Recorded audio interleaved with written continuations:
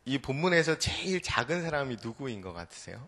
여기에서 만약에 큰 자와 작은 자를 나눈다면 기독교의 가치가 작은 자가 큰 자를 섬기는 거예요. 그렇죠? 영적으로 보면 예수님이 죄가 없으신 큰 자입니다. 나머지 죄인들은, 죄가 있는 무리들, 세상 사람들은 작은 자가 되는 거죠. 그래서 예수님이 큰 자 되시는, 예수님이 작은 자를 구원하기 위해서 어린 양 예수 그리스도의 모습으로 오신 거예요. 육적인 모습으로 보면 여기에서 이 오늘 본문에서 큰 자는 누굽니까? 큰 자는 어린아이가 큰 자입니다. 왜요? 나머지 먹을 것이 없습니다. 그러면 먹을 것을 가지고 있는 사람이 큰 자죠. 그 사람이 어린 아이입니다.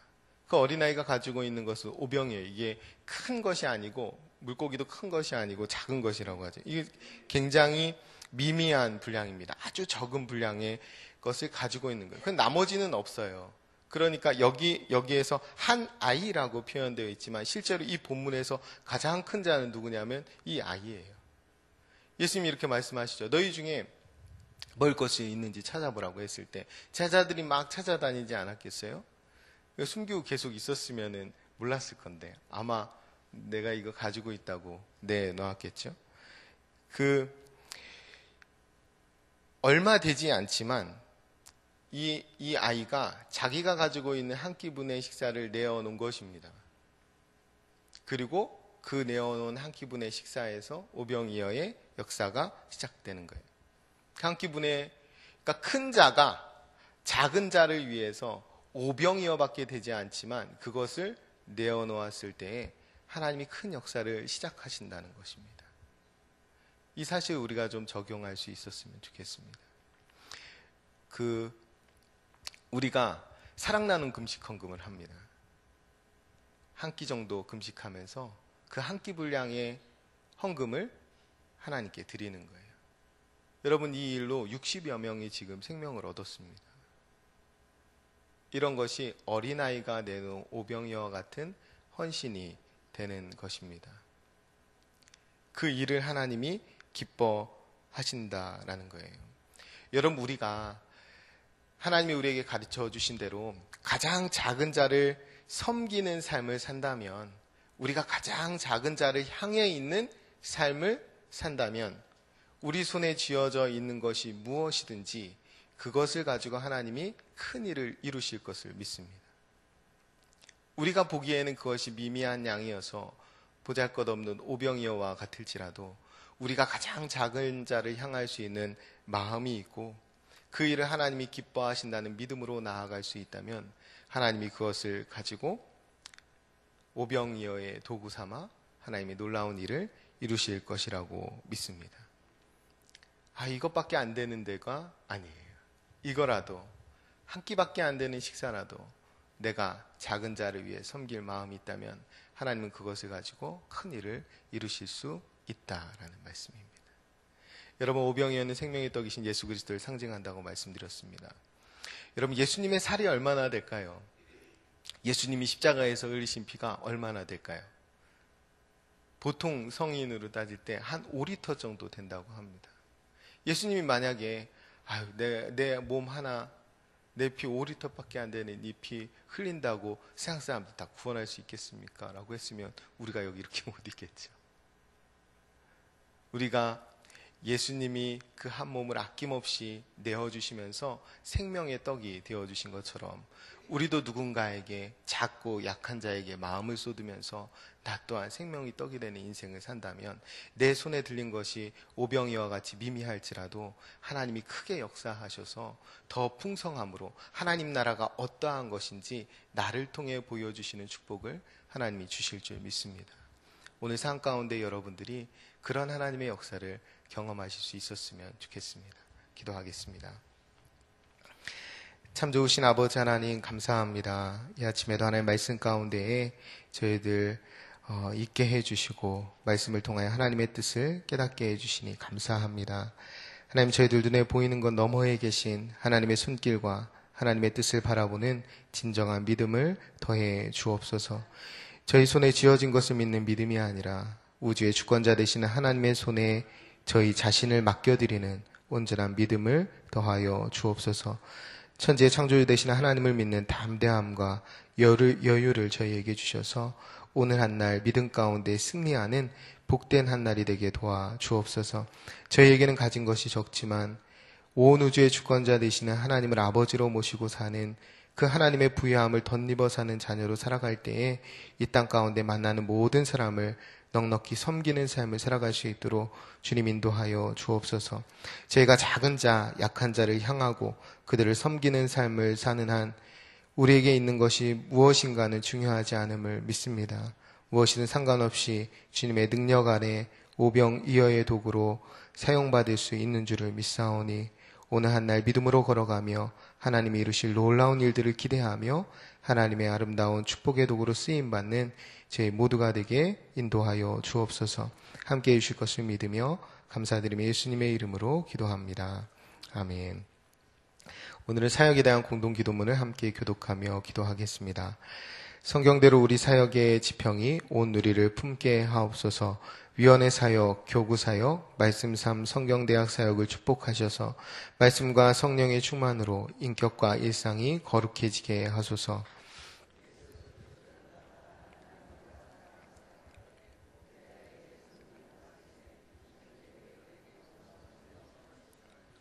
한 사람을 사랑하고 세우는 일이 사역의 근원이 되게 하시고 하나님 나라에 헌신하는 작은 모임을 거룩한 영으로 채우시며 우리 사역이 사회 변동과 역사 흐름을 이끌어가게 하옵소서. 아멘. 함께 주기도문 하시겠습니다. 하늘에 계신 우리 아버지, 아버지의 이름을 거룩하게 하시며 아버지의 나라가 오게 하시며 아버지의 뜻이 하늘에서와 같이 땅에서도 이루어지게 하소서. 오늘 우리에게 일용할 양식을 주시고 우리가 우리에게 잘못한 사람을 용서하여 준 것 같이 우리 죄를 용서하여 주시고 우리를 시험에 빠지지 않게 하시고 악에서 구하소서. 나라와 권능과 영광이 영원히 아버지의 것입니다. 아멘. 이 시간 다음과 같은 기도의 제목으로 기도드리겠습니다. 지금 들은 말씀이 내 삶으로 이어지게 하옵소서. 오늘 금요 심야 기도회에 각별한 은혜가 있게 하옵소서. 오늘까지 진행된 싱크 국내 선교회 성령님 함께 하옵소서. 신화슬로스쿨을 복되게 사용하여 주옵소서. 오늘 내일 진행되는 성경적인 가정과 자녀교육 세미나를 통해 가정과 다음 세대가 바로 세워지게 하옵소서. 태아영아 사무의 여름 성경학교가 잘 준비되어 은혜 가운데 진행되게 하옵소서. 시애틀 로고스 라이프 교회를 선교지향적인 건강한 교회로 세워 주옵소서.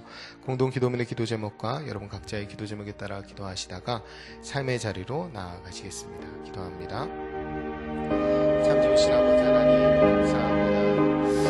하나님께서 오늘 말씀 앞에 저희를 세워주시고 하나님 말씀을 통하여 하나님의 거룩한 뜻을 저희에게 나타내 주시니 감사합니다. 아버지 하나님이 생명의 독이신 예수 그리스도 주님 안에서 새 생명을 얻은 자답게 이 땅 가운데 주님을 전하며 길이요 진리요 생명 되시는 예수님을 따라 인생길을 걸어가므로 아버지 많은 사람들에게 생명이 독이 되는 인생을 살아가는 저희 모두가 되게 인도하여 주시옵소서.